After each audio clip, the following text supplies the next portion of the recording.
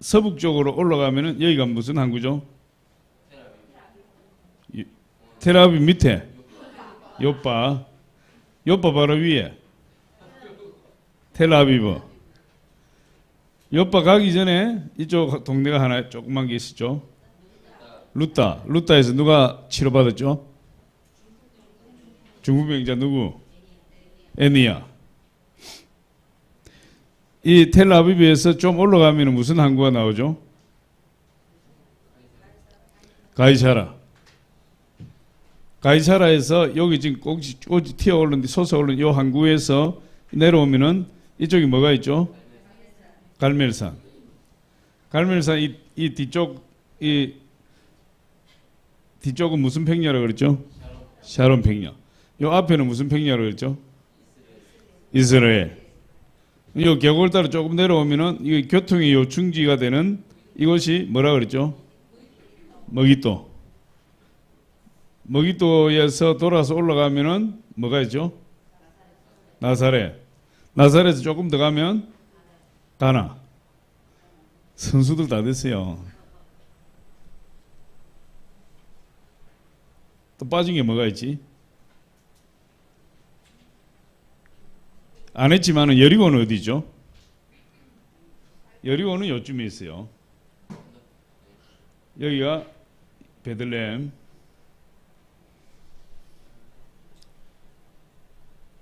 머깃도, 나사렛, 가나.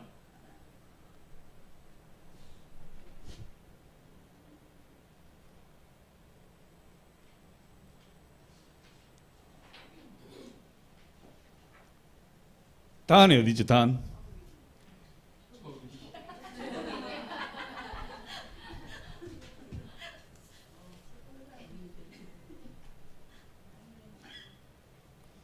단이 메론 호수 위에 있죠? 위에 있나? 맞죠? 단.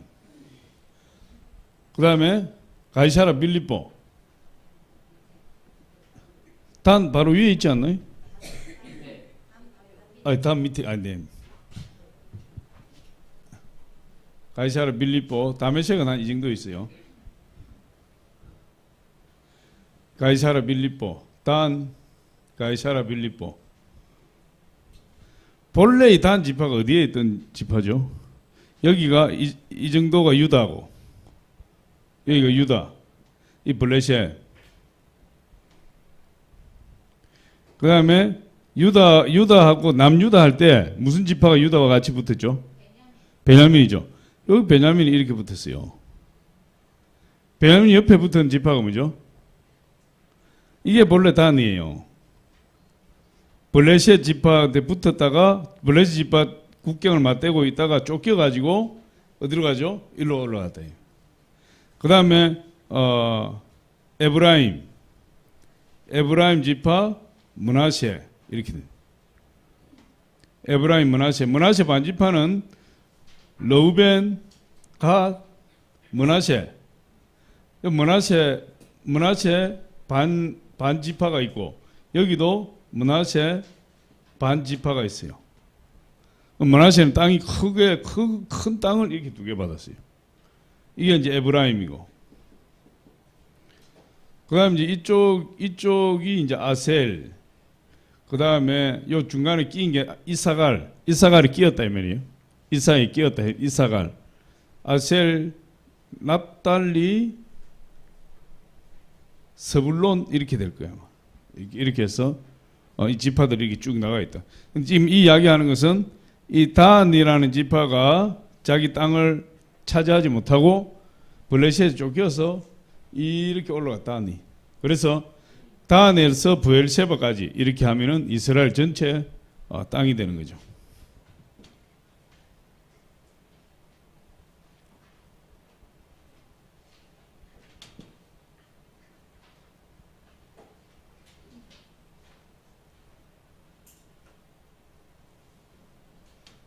좀 선수들이 됐어요. 지도에 대해서.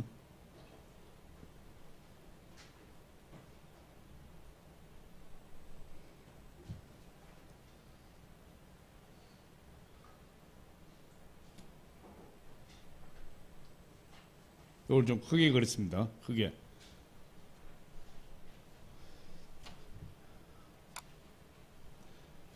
여기가 어디죠? 여기가 어디예요? 가브나움. 여기가 어디죠? 디베레아. 요 중간이 어디죠? 막달라. 그래서 가브나움, 막달라, 디베라.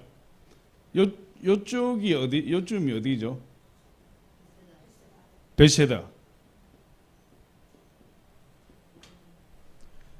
요쯤이 어디죠?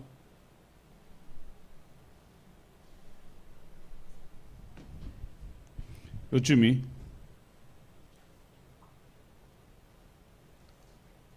그라사 광인할 때 그라사. 그래서 갈릴리 호수 주변에 이제 크게 이제 이렇게 있어요. 크게. 근데 오늘 이제 우리가 공부할 게 가버나움.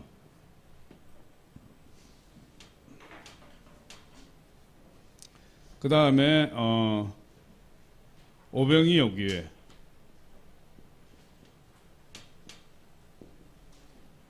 그 다음에 베드로 수위권 교회. 그 다음에 갈릴리 호수. 그래서 이 네 군데를 하게 할 거예요. 가브나움은 지금 어디에 있는 거죠? 저기 있죠. 가브나움. 그래서 가브나움은 예수님이 본 동네라고 했던 곳이에요. 예수님 탄생은 어디에서 했죠? 베들레헴에서 탄생하시고 어디에 가서 사셨죠? 나사렛 가서 사셨다. 그래서 나사렛 예수라고 이야기. 예수님 부모였던 요셉과 마리아는 고향이 어디죠? 나사렛이지, 나사렛. 그래서 베들레헴에서 출생지 자기 이제 고향 본적이 있는데 우리나라 지금 본적이 유다 지파이기 때문에 베들레헴 본적이에요. 그래서 여기서 본적에 가서 그 인구 조사하러 갔다가 애를 낳으러 게 아니고 인구 조사하러 갔다가 애를 낳아버린 거예요. 예수님을 낳아버린 거예요. 그때 이제 헤롯이 그 이야기를 듣고 이 지경에 있는 아이들을 2살 밑에로 다 죽이니까 천사가 나타나서 애굽으로 가라 해서 애굽에 갔다가 헤롯이 죽고 나서 유대로 가려고 하다가 그 아들이 또 통치한다 그래서 이쪽으로 나사렛 가서 살았다. 나사렛 가서 살았어요. 나사렛 예수. 그래서 나사렛 예수라. 그런데 예수님이 사역을 30세에 공생의 사역을 시작하시면서 예수님이 어디에서 본거지를 삼았느냐? 가버나움이에요. 공생을 시작하시면서. 그래서 이 가버나움에 지금 교회가 이제 세워져 있는 거죠. 우리 요 프린트물 한번 보겠습니다. 오병이어가 먼저 나오는데 우리 가버나움부터 한번 보겠습니다.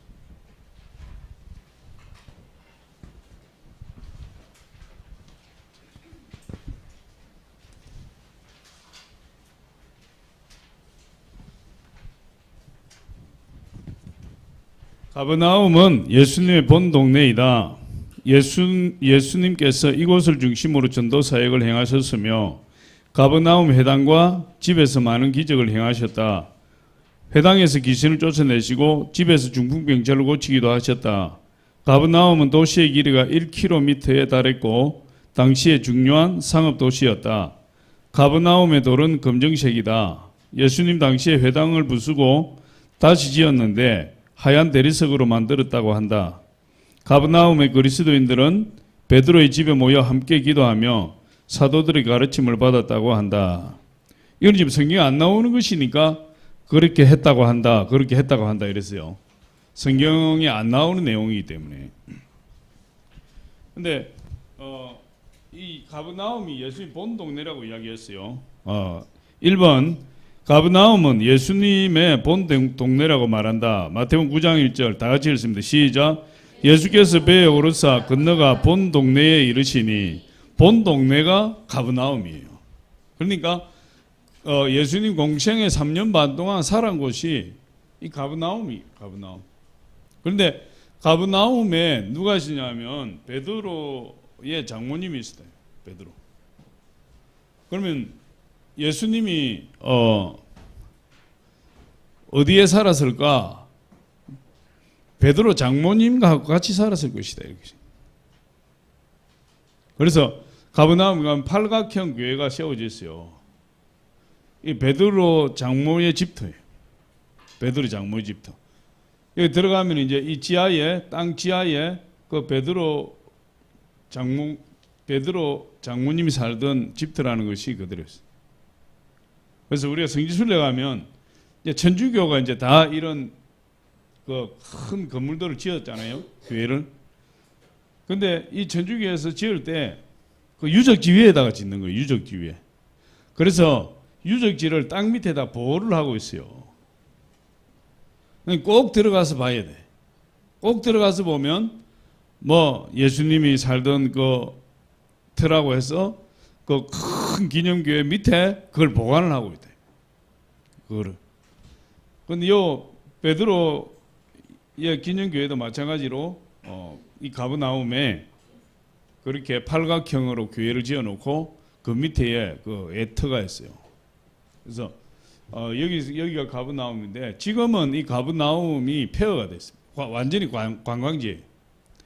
이 갈릴리 호수 주변에 그래도 도시화된 것은 디베라. 또 사람들이 조금 사는데 막달라. 이곳이에요. 이쪽은 지금 요르단인데 이쪽은 지금 넘어가지 못하고.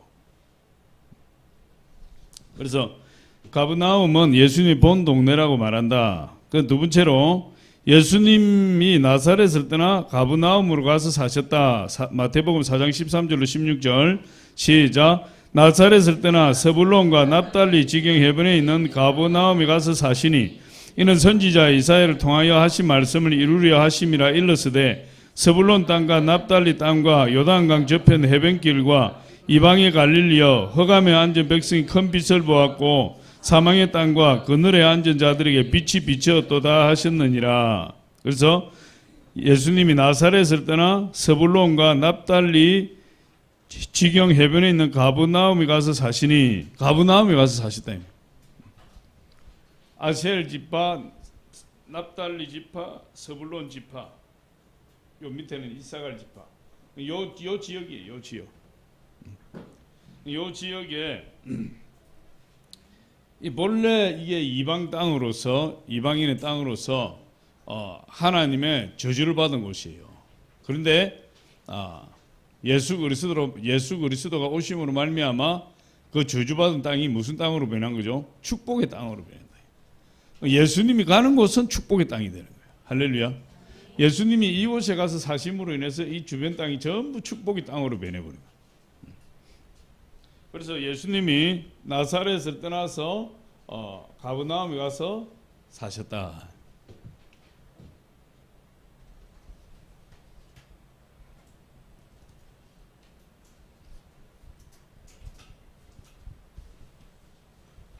그 다음에 3번 가브나움에서 백부장 하인의 중풍병을 고쳐주셨다. 우리 마태복음 8장 5절로 13절 읽습니다. 시작. 예수께서 가브나움에 들어가시니 한 백부장이 나와 간구하여 이르되 주여 내 하인이 중풍병으로 집에 누워 몹시 괴로워하나이다. 이르시되 내가 가서 고쳐주리라. 백부장이 대답하여 이르되 주여 내 집에 들어오심을 나는 감당하지 못하겠사오니 다만 말씀으로만 하옵소서. 그러면 내 하인이 낫게 사옵나이다. 나도 남의 수하에 있는 사람이요 나 아래에도 군사가 있으니 이들어 가라 하면 가고 저들어 오라 하면 오고 내 종들어 이것을 하라 하면 하나이다.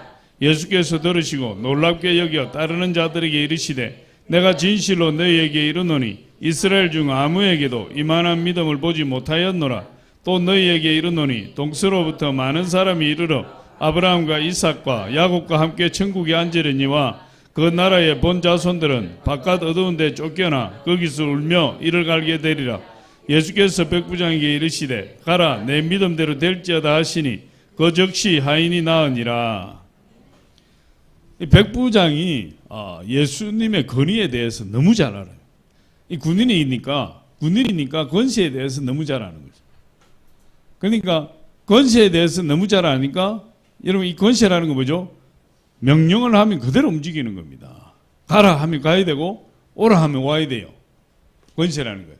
근데 이 백부장이 군인이다 보니까 그걸 너무 잘 아는 거죠. 그럼 예수님은 귀신을 오라 가라 하는 권세가 있다 이 말이에요. 귀신을 병을 고치고 치료하는 권세가 있다 이 말이에요. 그걸 백부장이 알았던 거예요.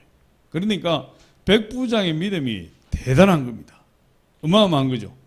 그래서 자기 하인이 병이 걸려 죽게 생겼는데 예수님께 나와서 기도했지만 예수님 같이 고쳐주겠다고 하니까 예수님 그러실 필요가 없습니다. 나도 군인인데 내 아래에 군사 수하가 있어서 저대로 가라 하면 가고 오라 하면 하고 이것을 하라 하면 합니다. 예수님 굳이 우리 집에 가져오실 필요 없이 말씀만 하십시오. 명령만 하십시오. 그러면 내 중풍병 걸린 하인이 나을 것입니다. 어마어마한 신앙 고백이죠. 어마어마한 신앙 고백. 믿고 구한 것은 받은 줄로 믿어라. 우리의 기도의 능력이 있으려면 뭐가 있어야 되죠? 믿음의 기도를 드려야 돼요. 믿음의. 계사심만한 믿음만 있어도 이 산들을 들리에 바다에 던져지라 하고 그것이 이루어질 줄 내 마음에 믿고 의심치 아니하면 그대로 되리라. 기도할 때 믿음이 있어야 돼요. 믿음. 하나님 말씀을 믿는 믿음. 하나님 이렇게 말씀하셨으니까 이렇게 된다는 믿음. 할렐루야. 이 믿음이 있어야 기적이 일어나는 거예요. 믿음의 기도는 병든 자를 구원하리니. 그래서 이 믿음이 성령의 9가지 은사 중에 하나잖아요. 믿음의 은사. 그래서 9가지 은사가 다 귀하지만 그 중에 하나만 선택해라. 그럼 저는 믿음의 은사를 선택하겠다. 안 믿어지네. 안 믿어지네. 응? 병을 고친다 해도 안 믿어지네. 천국 간다 해도 안 믿어지네. 하나님 축복한다 해도 안 믿어지네. 뭐 믿어져야 뭘 하지. 안 믿어지는 게 저주예요. 믿어지는 게 축복이야. 할렐루야. 그래서 우리는 하나님 앞에 뭘 달라고 기도해야 되죠? 믿음 달라고 기도해야 돼. 주여, 제 믿음 없음을 용서하여 주옵소서. 귀신 들린 아이의 아버지가 물에도 넘어지고 불에도 자빠지고 그렇게 하는데 예수님의 제자들이 고치지 못했다. 그래서 예수님 오시니까 예수님께 달려가서 그 아이 아버지가 뭐라고 이야기합니까? 주여, 하실 수 있으면 이 아이를 좀 고쳐주세요. 할 수 있거든. 무슨 말이냐? 믿는 자에게 능치 못하심이 없느니라. 주여, 제 믿음이 없음을 용서하여 주옵소서. 그리고 예수님 고쳐버렸다니까. 할렐루야.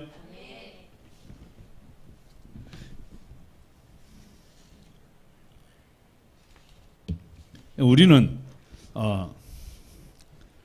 성부는 어디서 결정나느냐? 믿음에서 결정난다. 믿음에서. 그래서 우리가 나와서 기도할 때 항상 뭘 기도해야 되죠? 하나님 믿음 주세요.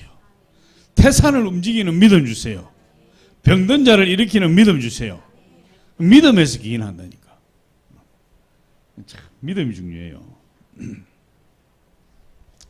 이 중풍병 하인을 둔 이 백부장이 그 믿음의 고백을 하는 거예요.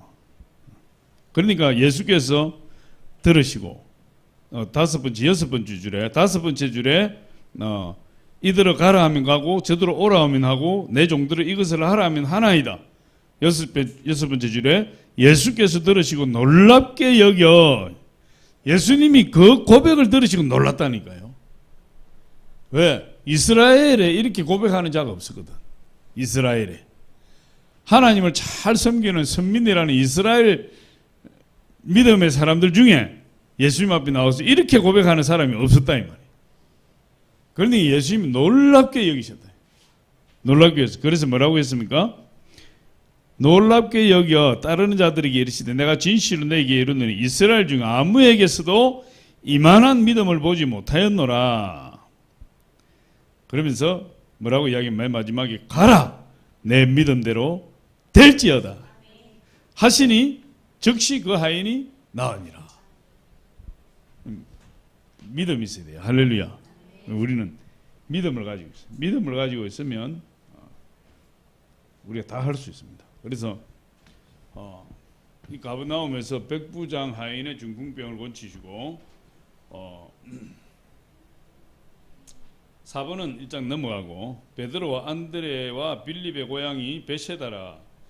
이 베세다가 이제 좀 나오는데 이제 여기에 베세다 있잖아요. 근데 이 베세다에서 오병이어 기적이 일어났죠. 오병이어 기적이 일어나서 그 오병이어 기적이 일어난 교회를 기념하기 위해서 세운 교회가 오병이어 교회예요. 근데 오병이어 교회가 이 베세다에 있는 것이 아니라 여기에 있다니까. 가버나움 밑에. 가버나움 오병이어 기념교회가 여기 있지 않아요. 여기 있지 않고 요 밑에 있어요. 여기 밑에. 가버나움 밑에 있어요. 요거는 좀 더 하고 5번에 베드로는 장모님과 함께 가버나움에서 살았다. 누가복음 4장 38절로 39절에 시작. 예수께서 일어나 회당에서 나가사 시몬의 집에 들어가시니 시몬의 장모가 중한 열병을 안고 있는지라 사람들이 그를 위하여 예수께 구하니 예수께서 가까이 서서 그 열병을 꾸짖으신데 병이 떠나고 여자가 곧 일어나 그들에게 수종되니라. 그래서 예수께서 일어나 회당에서 나가사 시몬의 집에 들어가시니 시몬의 장모가 중한 열병을 앓고 있는지라. 근데 이 회당과 가버나움의 회당과 베드로 장모 집이 멀지 않아요. 걸어서 한 2, 3분이면 가. 아주 가까워. 아주 가까워. 그 회당이 물론 중간에 이제 아까 읽었지만 중간에 이제 예수님 당시에 가버나움의 돌들은 다 새까매요. 거기 가면 돌이 온통 새까매요. 근데 예수님 당시에도 그 돌들로 지었으니까 회당이 시커멓잖아요. 그런데 나중에 그 회당이 무너지고 이 하얀 대리석으로 지어서 그 회당이 돌들이 좀 하얘요. 예수님 당시에 회당이 이제 무너지고 그 이후에 이제 새로 지은 것인데 기둥들이 남아 있죠. 근데 여기서 그 거리가 근데 그 회당 터는 그 자리니까 여기서 이 거리가 가까워요. 아주 베드로 장모님 집하고. 그래서 베드로 장모가 가버나움에서 살았고 베드로가 같이 살았고 예수님도 그곳에서 같이 살지 않았는가 하고 추측하는 거예요. 그 다음에 6번에 예수님께서 안식일에 가버나움 회당에서 가르치시고 귀신을 쫓아내셨다. 누가복음 4장 30절로 31절 시작. 예수께서 그들 가운데 지나서 가시니라. 갈릴리의 가버나움 동네에 내려오사 안식일에 가르치심에 그들이 그 가르치심에 놀라니 이는 그 말씀이 권위가 있음이라. 회당에 귀신 들린 사람이 있어 크게 소리질러 이르되 아 나사렛 예수여 우리가 당신과 무슨 상관이 있나이까. 우리를 멸하려 왔나이까. 나는 당신이 누구인 줄 아노니 하나님의 거룩한 자니이다. 예수께서 꾸짖어 이르시되 잠잠하고 그 사람에게서 나오라 하시니 귀신이 그 사람을 무리 중에 넘어뜨리고 나오되 그 사람은 상하지 아니한지라. 다 놀라 서로 말하여 이르되 이 어떠한 말씀인고 권위와 능력으로 더러운 귀신을 명함에 나가는도다 하더라. 이에 예수의 소문이 그 근처 사방에 퍼지니라. 그래서 가버나움 회당에서 귀신 들린 자를 고치셨대요. 그럼 귀신 들린 자가 희한하게 어디에 많아요? 교회에 많고 기도원에 많다니까. 귀신 들린 사람. 그러니까 지금 없어요. 지금 이런 사람이 없어. 다 어디 갔습니까? 정신병원.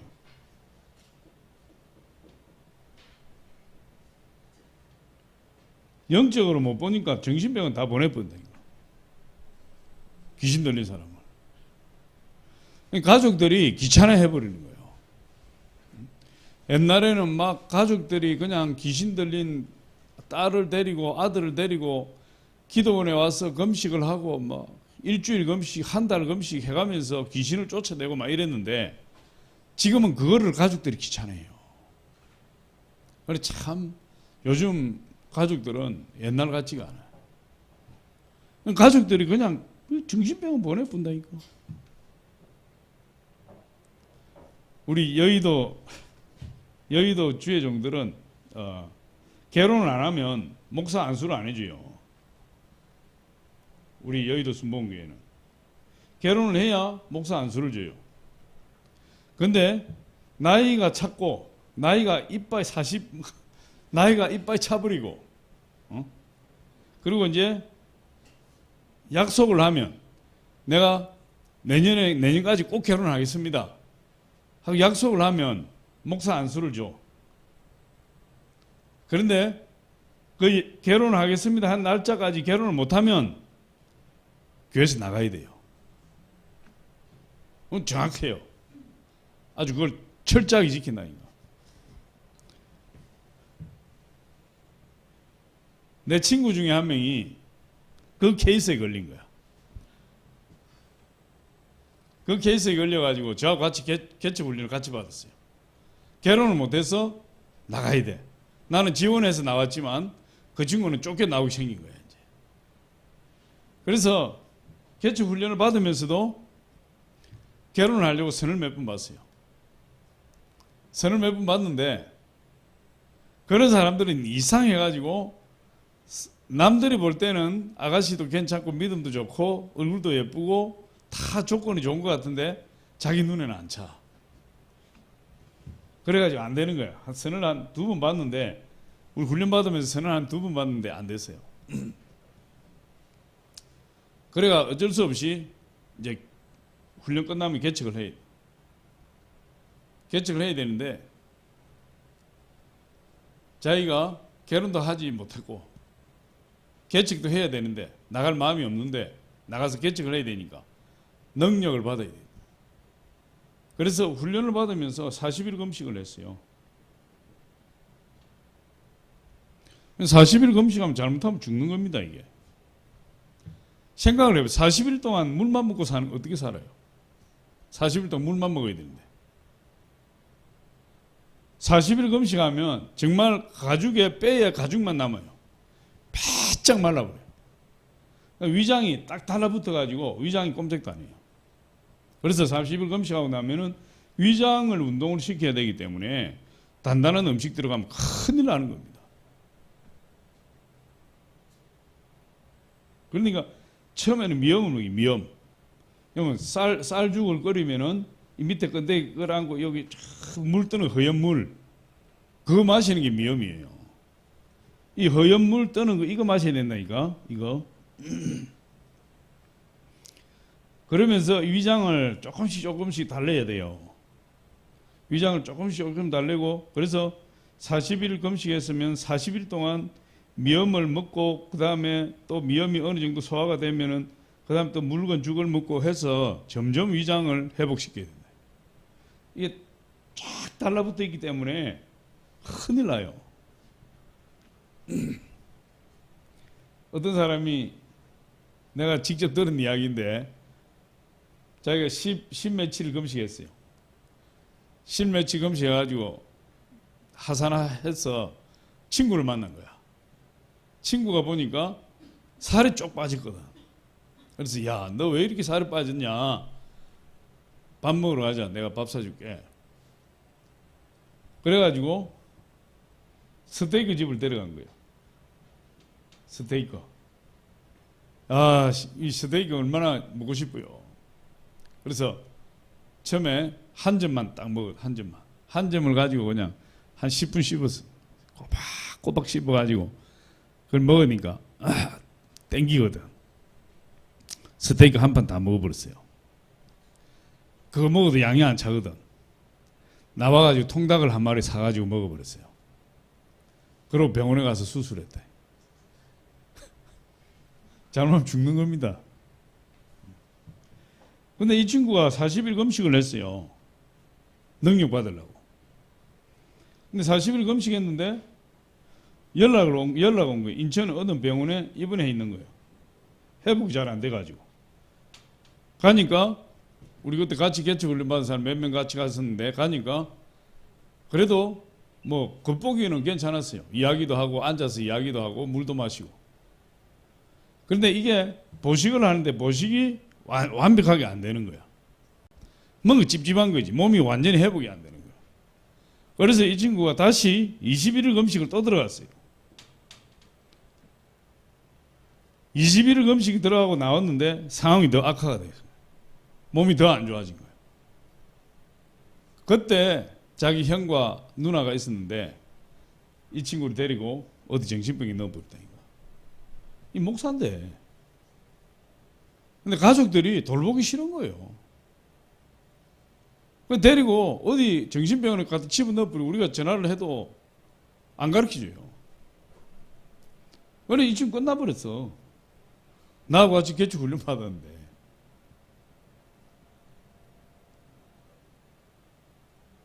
요즘 사람들은 가족도 책임 안 진다니까. 가족도 옛날 같으면 가족들이 막 데리고 기도원을 가서 같이 금식하고 막 손바닥에 피가 날 정도로 막 찬양을 부르고 막 목이 쉴 정도로 기도를 하고 막 그렇게 했잖아요. 지금 그런 귀찮아서 안 하려고 그래. 귀찮아서. 금식도 여러분 잘 해야 되고 연세 드신 분들은 금식을 많이 하면 안 돼. 금식을 한 3일 이상 하면 안 돼. 젊은 사람들도 금식을 할 때 장기 금식을 하는 경우가 있으면 물을 많이 먹어야 돼. 물이 산소 공급하는 게 뇌에 산소 공급하는 게 물이 안 들어가면 멈춰야 돼요. 이야기 좀 빠졌어요.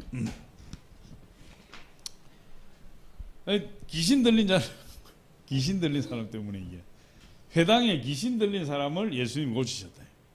가버나움에서. 귀신들은 기본적으로 믿음이 있죠. 귀신들이 얻을 때는 우리보다 믿음이 좋아요. 귀신들이 확신하는 믿음은 뭐냐? 하나님과 예수 그리스도, 하나님 아들 예수 그리스도에 대한 믿음은 분명해요. 영적인 존재이기 때문에. 그 믿음만큼은 우리보다 더 강할 수 있다. 우리는 3일만 말씀 안 읽고 기도 안 하면 하나님 계신가 안 계신가? 나도 하나님 계신가 안 계신가 이거 해결이 안 돼가지고 내 장기 금식을 했어요. 툭 하면 하나님 안 계신 것 같고 툭 하면 하나님 없는 것 같고 그렇게 어떻게 사역을 하겠어요? 견딜 수가 없는 거야. 신학을 하면서 견딜 수가 없어요. 어떤 데는 하나님이 존재를 확실히 믿는데 어떤 데는 막 하나님이 가물가물하니까. 그래서 제가 강남금식 기도원에서 이게 또 시간이 또 이게 다 강남금식 기도원에서 제가 처음으로 장기금식을 21일 했어요. 이 21일 금식 기도는 하나님의 존재에 대한 하나님 실존에 대한 믿음을 갖기 위해서 내가 신학교 다닐 때. 그래서 정말 하나님 이렇게 해가지고 내가 목회자가 어떻게 됩니까? 내가 주의 종이 어떻게 됩니까? 이런 믿음이 없이 내가 어떻게 주의 종이 됩니까? 그런데 제가 성령을 안 받은 것이 아니에요. 성령 받고 다 방언하고 성령 충만했을 때예요. 그럼에도 불구하고 하나님의 실존이 일상적으로 믿어지지가 않는다니까. 하나님의 실존이. 그러니까 수시로 어떻게 됩니까? 하나님의 존재가 희미해질 때는 믿음이 팍 약해지는 거예요. 그래서 내가 21일 금식 이거는 하나님의 실존에 대한 믿음을 갖기 위해서 들어갔어요. 그래서 기도원에 들어가면은 이제 여러분 명심해야 될 게 사람을 친구를 사귀면 안 돼. 최악의 상황이 뭐냐? 내 옆에 같이 누워 자는 사람하고 이야기하는 거예요. 그거는 금식 끝이야. 이야기를 한번 했다면 왜 그렇게 이야기가 거기서는 둘이서 이야기를 해도 재미있는지 몰라요. 마귀의 역사입니다. 기도 못하게 하려고. 절대로 이야기하면. 그래서 그때 각오하고 예배 딱 끝나면 어디로 가야 돼요? 기도굴로 쫓아 들어가야 돼. 기도굴에서 막 기도하다가 종소리 들리면 예배 시간 되면 또 나와서 예배 드리고, 끝나면은 또 기도굴에 들어가고, 끝나면 또 나와서 예배 드리고. 절대 사람을 사귀면 안 돼. 근데 이렇게 하는 과정에서 하나님의 은혜가, 진짜 하나님의 은혜가 말할 수 없는 하나님의 은혜가 임하는 거예요. 말할 수 없는 하나님의 은혜가. 근데 제가 잠자기 전에 영어 단어를 몇 개 외우거든요. 잠자기 전에 식당에 가서 냄새도 좀 맡고 바닥이 좀 따뜻하니까 거기 누워서 영어 단어를 몇 개 외웠는데, 영어 단어 외운 것이 밤에 꿈에 다 나와. 신기하게. 그래서 그날 저녁에 외우고 자면 그 다음날 아침에 영어 단어 스펠링 하나까지 다 기억이 나. 근데 더 열심히 할 걸 그랬어요. 근데 이제 하나님의 실존에 대한 믿음을 달라고 내가 금식하고 들어갔기 때문에 하나님 거기에 대해서 확실히 응답해 줘요. 그래서 제가 그때 하나님 앞에 드린 고백이 뭐냐면 그거였어요. 하나님, 제 믿음이 음부까지 내려간다 할지라도 하나님의 실존에 대해서 더 이상 의심하지 않겠습니다. 너무 생생하게 하나님이 살아계심을 보여주시는 거예요. 너무 생생하게. 그때 이후로 제가 하나님 존재에 대해서 의심하지 않아요. 그때 이후로. 아무리 믿음이 떨어져도 하나님의 존재에 대해서, 실존에 대해서 의심하지 않아요. 더 이상. 그러니까 여러분, 얼마나 그게 행복한 일입니까? 그때 당시에 막 하나님 은혜를 부어주시는데 그냥 고개만 들면 천국에 올라갈 것 같은, 이 막을 막 뚫고 올라갈 것 같은 그런 느낌. 제가 몇 번 이야기했잖아요. 이 성전에서 막 찬양을 하는데, 내가 여기서 막 찬양을 하는데 일어서서 막 춤을 추고 싶어서 견딜 수가 없고, 언제 내가 벌떡 일어날지 모르는 상황에서 어떤 사람이 반대편에서 일어나 춤을 춰버린 거야. 나도 막 곧 일어날 판인데. 그랬더니 여기 있는 전도사들 많이 있잖아요. 수전하러 다니고 이런. 불이 나게 몇 명이 달라붙어가 여기서 이러시면 안 됩니다. 막 주저앉히고. 그래서 내가, 야, 큰일 날 뻔했다. 내가 일어날 뻔했는데. 근데 은혜가 막 임하면 여러분 주체가 안 되는 거예요. 은혜가 임하는데 어떻게 주체가 됩니까?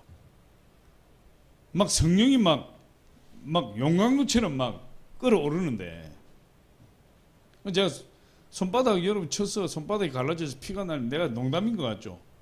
성령 충만해져 버리면 손바닥을 때리는데 나중에 피가 나버린다 이거. 갈라져가지고 손바닥이 쭉쭉쭉쭉 다 갈라져요. 목이 다 쉬어버리가 목이 아예 안 나온다니까. 서서 그냥 팔딱팔딱 뛰면서 기도해보세요. 머리 땀이 이마에서 나지 않고 어디서 난다 그랬어요? 여기서 벙벙벙벙 솟아 나온다니까. 땀이. 전부 안 믿는 눈치야.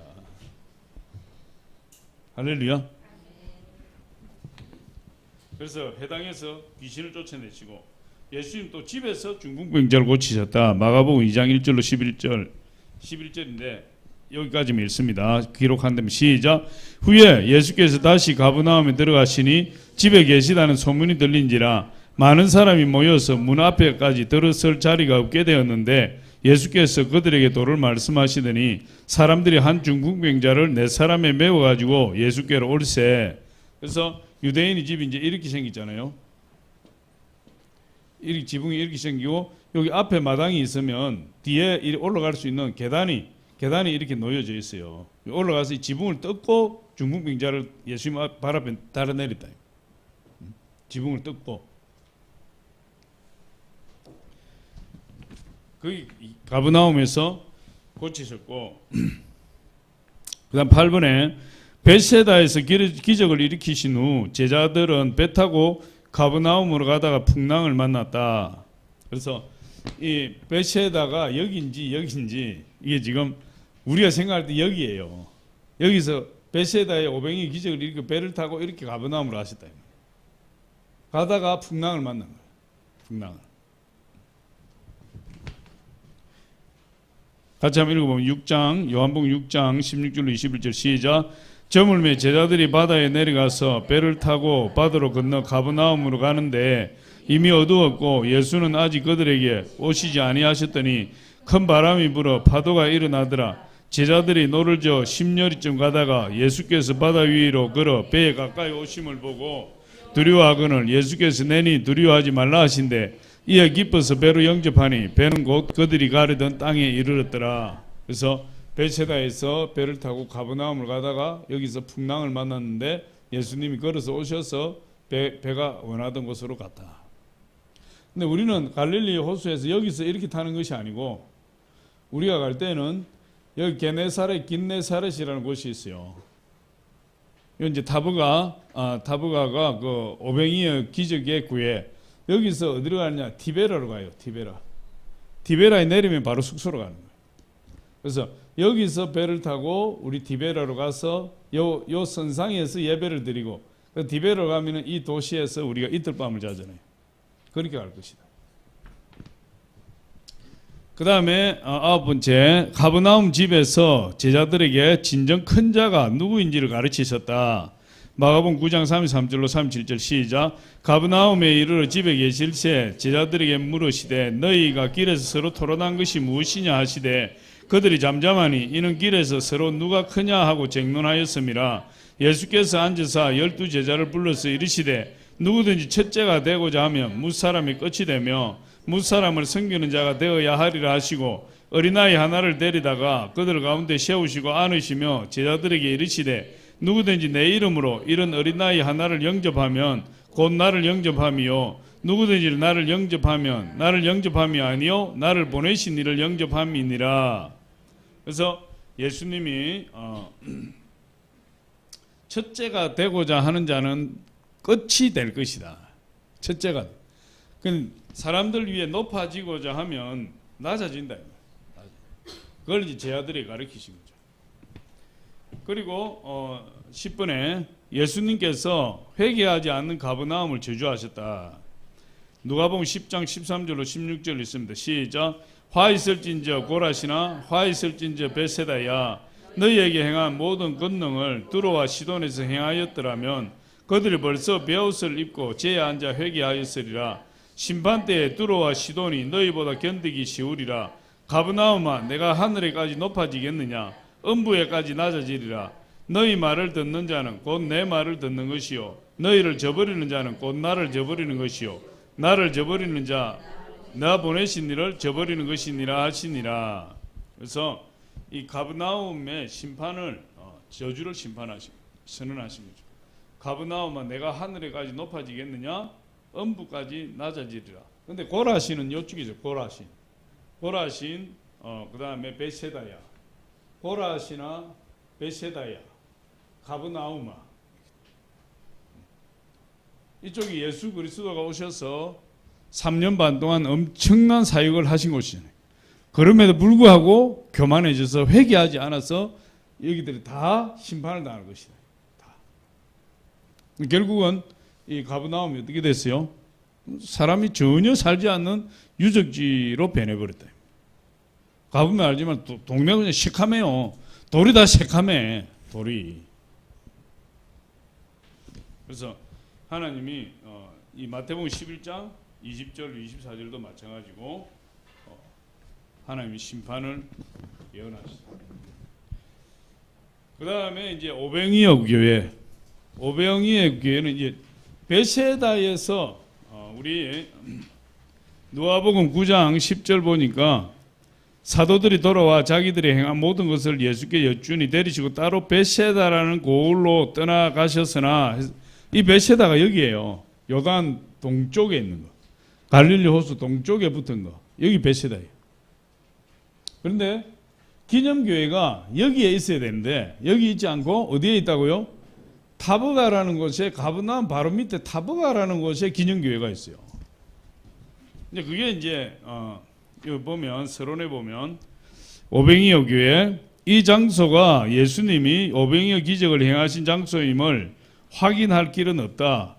성경에 비추어 보면 현재 오병이어 기념교회가 있는 갈릴리 서편 타브가 지역이 아니라 벳세다 지역으로 기록되어 있는데, 다시 말해서 오병이어의 기적이 여기가 아니라 이쪽이 기록되어 있다, 성경에는. 이 말이에요. 할렐루야. 벳세다 지역으로 기록되어 있는데, 이 벳세다 지역은 갈릴리 동편에 위치하고 있는 마을로 추정되고 있다. 이 벳세다 마을은 갈릴리 동쪽이다. 이쪽이 동쪽이잖아요. 여기를 이야기합니다. 타버가와 벳세다 거리는 약 8km 정도 떨어져 있다. 이 타버가와 벳세다 거리는 약 8km 정도로 떨어져 있다. 8km 정도 떨어져 있다. 그렇다면 현재의 오병이어 기적 기념교회는 갈릴리를 중심으로 정반대편에 있는 셈이다. 사실 여기 있어야 될 것이 정반대편에 와 있다는 거죠. 이게. 근데 이제 이게 이유가 있는 거죠. 그런데 1930년대 초 독일 고고학자들에 의해서 타버가를 발굴했고, 이곳에서 4세기 비잔틴 시대의 유적을 찾아내었다. 그리고 옛 교회 바닥에서 많은 모자이크가 발견되었는데, 이 중에 물고기 2마리와 보리떡 5개가 묘사되어 있는 모자이크를 발견했다. 이로써 이곳이 오병이어 이적을 기념했던 교회임을 알았다. 그러니까 이 1930년대에 독일의 고고학자들이 이 타버가에 오병이어 기념교회의 틀을 발굴한 거예요. 틀을 발굴했는데 보니까 바닥에 모자이크로 이 오병이어의 어떤 그런 그림을 발견했다. 이렇게 오병이어가 들어있어요. 이 몇 개입니까? 4개.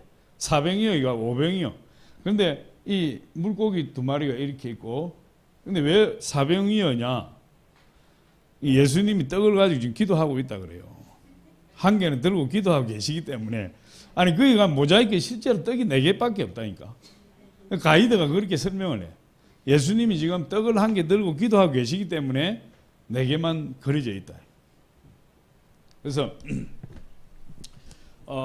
독일 고고학자들이 타버가를 발굴했을 때 이 바닥에 이 오병이어의 이 모자이크로 된 오병이어의 그림을 발견했다. 그러니까 이곳이 본래 오병이어 교회가 있던 자리구나 하고 거기에다가 기념교회를 세워버린 거예요. 기념교회를. 그래서 이 기념교회가 이 타버가에 있다. 여기가 이제 지명으로 타버가예요. 그래서 우리는 여기가 이제 오병이어 장소인 줄 아는데 여기가 있다. 근데 이제 기념교회니까 어디에 있든지 그 의미를 우리가 두지 않는다면 또 그렇게 크게 중요하지는 않다고 볼 수 있는 거죠. 어쨌든 여기에 오병이어 기념교회가 있어요. 그래서 오병이어 기념교회는 보리떡 5개 물고기 2마리로 남자만 5,000명을 먹이고 어린아이와 여자들까지 하면 몇만 명을 먹였던 그 벳세다 빈들에서 일어났던 기적 사건을 이야기하는 거죠. 그게 이제 사복음서에 다 있어요. 사복음서에 다 들어있는 기사가 많지 않아요. 근데 이 오병이어 기념교회는 사복음서에 다 들어있다. 우리 요한복음 6장 1절로 14절만 한번 읽어봅니다. 시작. 디베라 갈릴리 바다 건너편으로 가심에 큰 무리가 따르니 이는 병자들에게 행하시는 표적을 보았음이라. 예수께서 산에 오르사 제자들과 함께 거기 마침 유대인의 명절인 유월절이 가까운지라. 예수께서 눈을 들어 큰 무리가 자기에게로 오는 것을 보시고 빌립에게 이르시되 우리가 어디서 떡을 사서 이 사람들을 먹이겠느냐 하시니, 이렇게 말씀하시면 친히 어떻게 하실지를 아시고 빌립을 시험하고자 하심이라. 빌립이 대답하되 각 사람으로 조금씩 받게 할지라도 200데나리온의 떡이 부족하리다. 제자 중 하나 곧 시몬 베드레의 형제 안드레가 예수께 여짜오되 여기 한 아이가 있어 보리떡 5개와 물고기 2마리를 가지고 있나이다. 그러나 이것이 이 많은 사람에게 얼마나 되겠사옵나이까.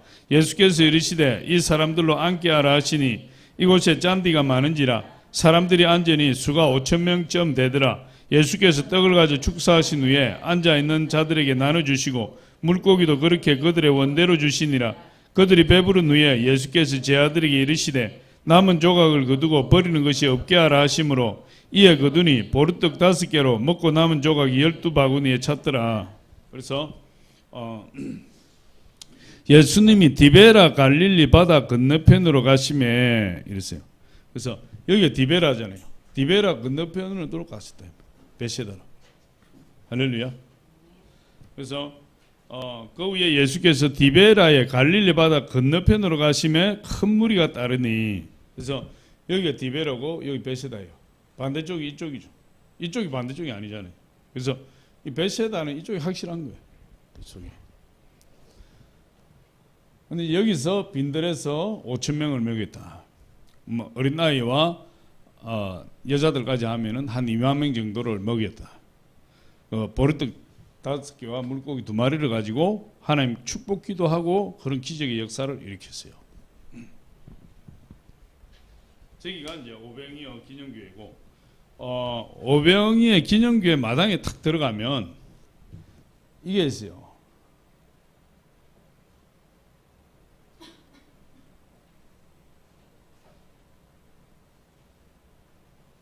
이게 맷돌이에요, 맷돌. 큰 돌이에요. 요것도 이제 큰 돌이고, 이게 이 맷돌을 이렇게 막 굴려서 뭘로 올리브를 짜는 거예요. 올리브 짜는 맷돌. 그런데 이 지극히 적은 자 하나를 실족해 하는 자는 이 연자 맷돌을 목에 짊어지고 연자 맷돌을 목에 걸고 바다에 던져지는 것이 더 낫다 그랬어요. 그래서 이 오병이어 교회 마당에 딱 가면 연자 맷돌이 딱 놓여 있어. 올리브 짜는 연자 맷돌이에요. 야, 저걸 목에 걸고 가면은 목이 들지도 못해요. 얼마나 크고 무거운지. 그래서 이제 우리가 가버나움 여기서 타브가 오병이어 기념교회 갔다가 요 바로 옆에 뭐가 있냐면 베드로 수위권 교회가 있어요. 이 베드로 수위권 교회는 이 가톨릭에서 이제 만든 거죠.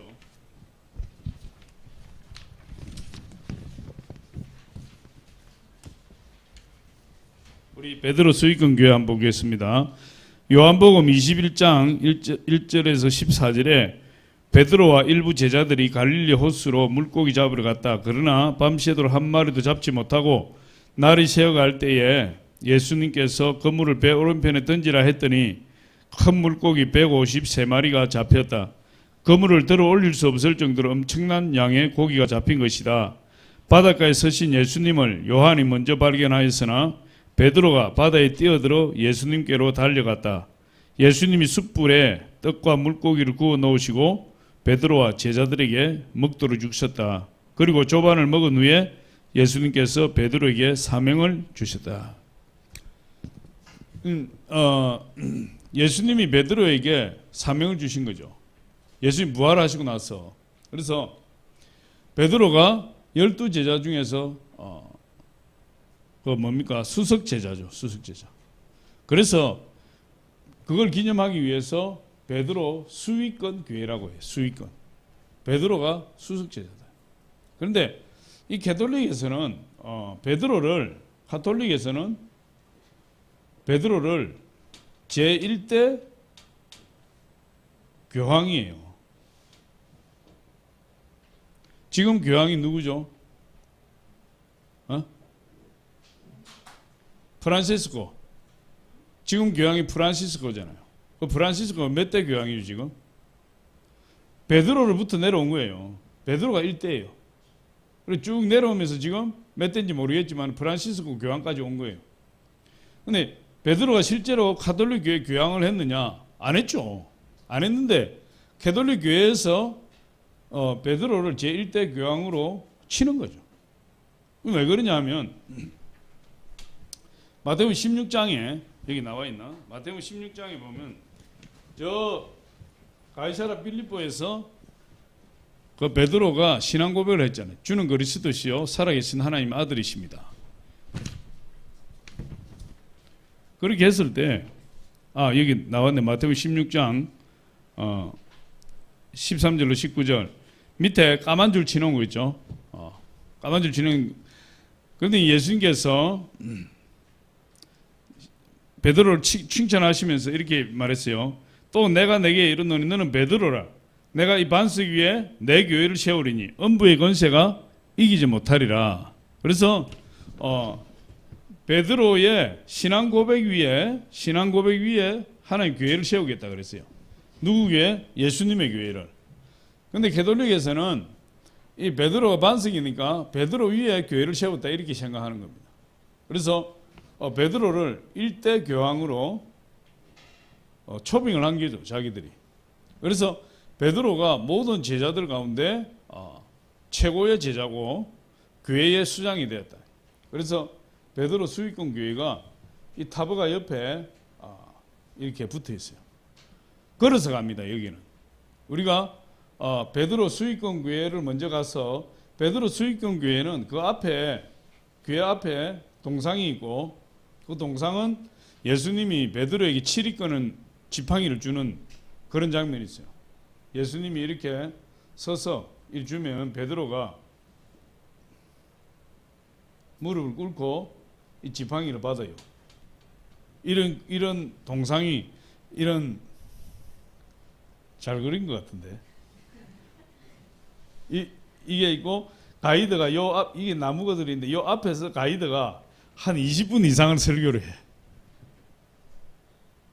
그래서 내가 이번에는 아주 단단하게 내가 요청을 하려고 그래. 설명은 5분 안에 끝내고 사진 찍는 것은 30분 이상 주세요. 안 그러면 나중에 설명을 안 들어. 사진을 못 찍으니까, 사진 찍을 시간을 안 주니까. 설명 들을 시간에 사진 찍다 보니까 이게 도대체 무슨 교회인지, 이게 무슨 의미가 있는지 그걸 몰라요.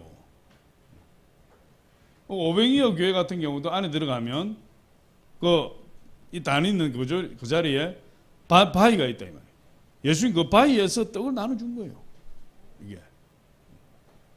그래서 이렇게 있고 요 앞에 보면 이제 여기 참 너무 아름다운데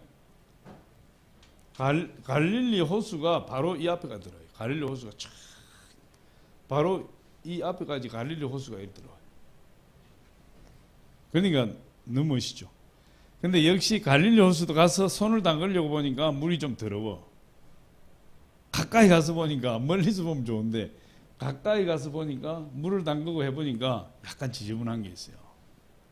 근데 어쨌든 베드로 수익권 교회에 이렇게 요 앞에는 갈릴리 바다가 쫙 펼쳐져 있고 백사장처럼 이게 완만한 갱사로 이렇게 파도가 치면 물이 마당에까지 쑥쑥 밀려 들어올 정도로 그 정도로 완만한 백사장으로 되어 있어요.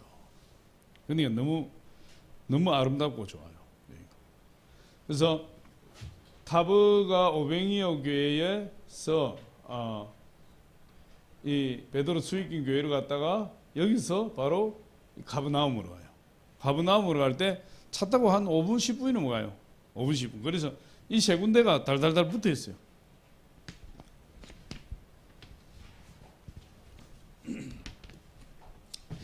자, 가톨릭 교회에서는 베드로를 제1대 교황으로 여긴다. 그러므로 베드로가 예수님의 수제자일 뿐만 아니라 교회의 초대 교황으로서 예수님의 사명을 받았다고 믿는 것이다. 왜냐하면 베드로가 가이사라 빌립보의 신앙 고백을 들었을 때 베드로 반석의 교회를 세우리라고 말씀하셨기 때문이다. 캐톨릭에서는 교회를 캐톨릭 교회, 이 보편적인 교회, 이 천주교를 자기들은 교회라고 생각해요. 그러니까 우리 프로테스탄트가 우리 개신교가 캐톨릭 교회에서 나왔다고 생각하는 거예요. 본래 자기 교회인데 우리 캐톨릭에서 떨어져 나온 작은 집이 기독교, 이 프로테스탄트라고 저항한다 이런 뜻이잖아요. 개신교가 캐톨릭에서 나왔다고 생각을 하는 거죠. 근데 그거를 우리 믿는 사람들도 그렇게 많이 생각한단 말이에요. 그러나 전혀 그렇지 않은 거죠. 1517년도에 마틴 루터가 종교개혁을 일으켜서 천주교에서 나오게 된 겁니다. 개신교가. 그래서 이때 나올 때 뭡니까? 오직 성경, 오직 믿음, 뭐 이런 모토로 가지고 나왔어요. 원체 천주교에서 말씀대로 안 하고 말씀의 권위를 무시하고 교회의 권위를 가지고 치리를 했기 때문에 우리는 말씀으로 오직 성경 오직 믿음으로 간다. 이게 종교개혁 모토거든요. 그런데 1517년에 이렇게 했지만 사실 천주교가 언제부터 시작되냐 하면은 313년 로마의 기독교가 국교가 된 것이 아니고 313년에 기독교 핍박 금지예요.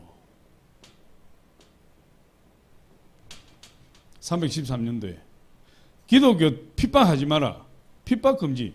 이 밀라노 칙령이라는 곳에서 밀라노 다리라는 곳에서 칙령을 내린 칙령. 그래서 기독교 그때까지만 기독교 얼마나 핍박했어요. 카타콤이 왜 생겼습니까? 전부 지하에 들어가서 핍박을 피해서 살았잖아요. 그런데 기독교로 핍박 금지하면서 자연스럽게 이 이후로 기독교가 로마의 국교가 되어버려요. 그리고 지금의 천주교 모습을 갖춘 게 언제냐 하면은 590년이에요. 590년. 590년도에 와서 지금의 천주교 모습을 완전 갖췄다니까.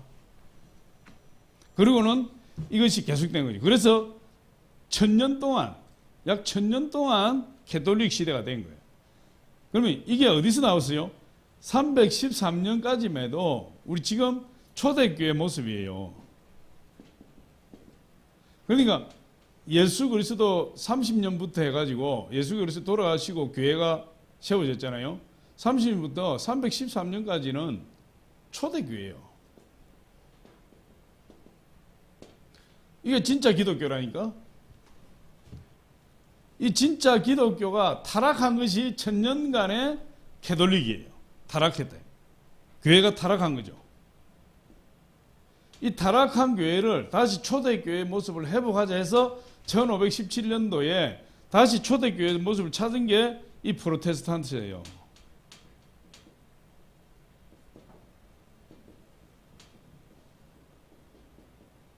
이 지금의 우리다. 그러니까 이 313년부터 뭐 길게 보면 590년 전까지 이 통짜를 드러내 버린 거예요. 요거를 드러내 버리고 천주교를 완전 드러내 버리고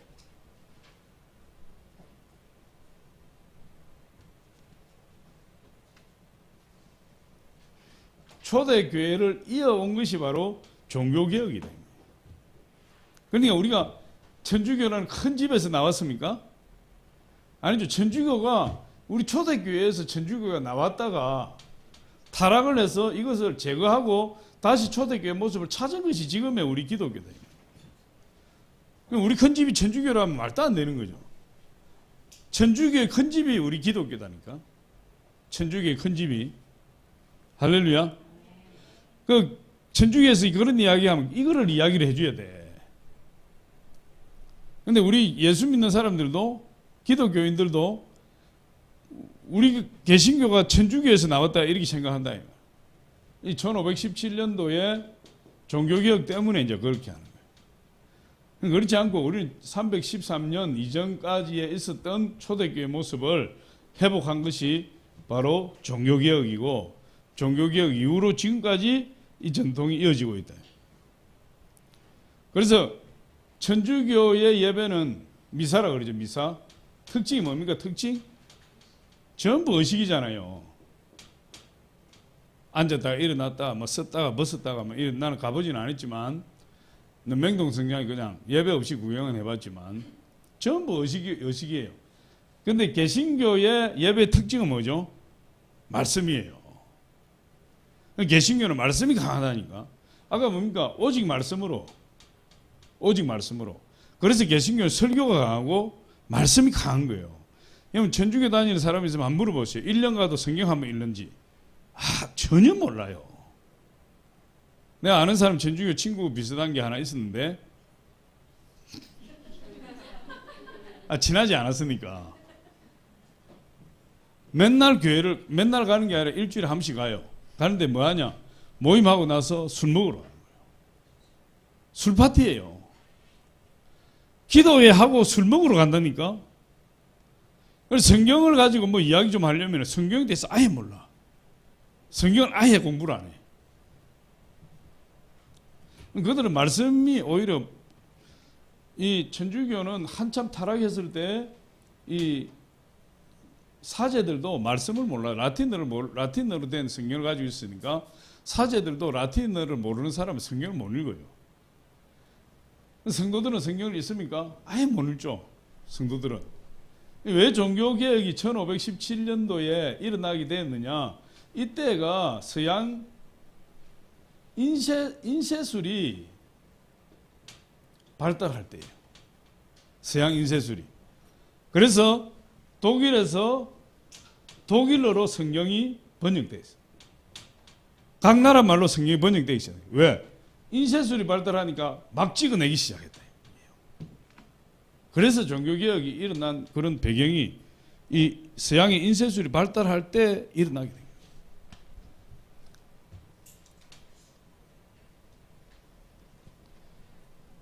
그래서 우리는 하나님 말씀이 아주 강한 거죠.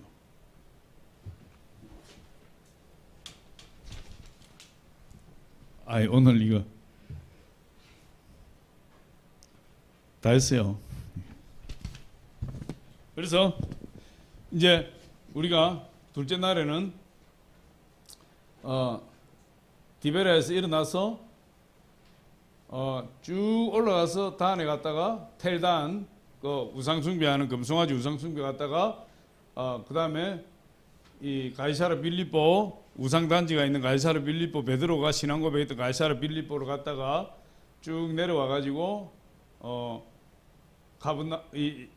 타보가에 있는 이 오뱅이어 교회, 그 다음에 베드로 수익금 교회, 그 다음에 가브나움 교회, 가브나움 이렇게 들렀다가 배를 타고 디베라로 내려와서 여기 배 안에서 선상 예배를 드리고 디베라를 내려와서 호텔에 들어가면 이틀째 밤이 된다. 호텔에 식사합니다. 맛있는 거. 할렐루야. 그렇게 해서 이틀째 끝나고 그 다음에 3일째는 여름밤 자고 아침 먹고 내려오다가 예수님 셰레트 들르고 그 다음에 내려와 가지고 마사다에 가서 이스라엘 최후의 항쟁을 했던 다 순교했어요. 900몇 명인가 다 로마군에 의해서 이 마사다가 굉장히 올라가보면 알지만은 이거 아주 이렇게 높은 데예요. 높은 데고 이 중간에가 옛날에 헤롯의 별장이 이 마사다 중간에 걸쳐 있어 옛날에. 그래서 여기에서 최후의 항쟁을 하는데 로마군이 토성을 쌓아가지고 이 넘어올 때 이 안에서 제비 뽑아서 10명이 나머지 약 900명을 다 죽이고 로마군이 오기 전에 이 10명 중에 1명을 뽑아가지고 9명을 죽이고 나머지 1명이 자결했다. 그래서 이 마사다에서 최후의 항쟁이 다 죽어요. 마지막 유대인들이 죽어요. 그래서 지금도 유대인들이 그 군에 가면 이 정신 교육을 받는데 이 마사다예요. 그래서 마사다를 갔다가 그 다음에 우리 어디로 가느냐? 사해바다 모욕하러 가요. 할렐루야.